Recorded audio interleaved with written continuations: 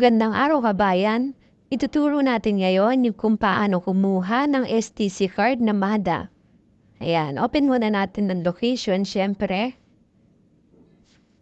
Then, ayan. Makikita nyo sa ibaba yung nakasulat na card. Ayun o, sa gitna. Pipindutin nyo yung card na yon. Then, ayan, swipe, pindutin nyo yung nasa taas, create new card.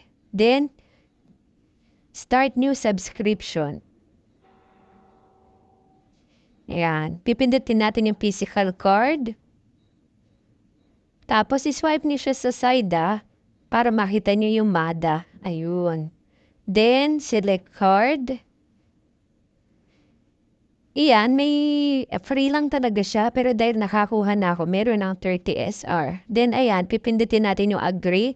Then, continue sa ibaba.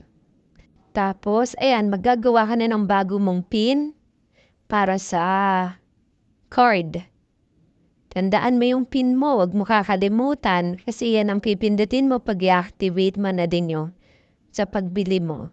Ayan, ngayon, lalabas dyan yung location. Pipindutin mo yung nasa ibaba na search yung location mo. Tapos may ga-appear yun dun sa taas, delivery to. Hintayin mo mag-appear.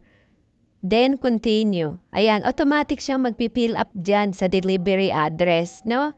Then, pindutin nyo lang yung continue. So, sa akin kasi, nakakuha na ako, kaya may bayad. Pero pipindutin nyo lang yung continue dyan. Okay? Thanks for watching.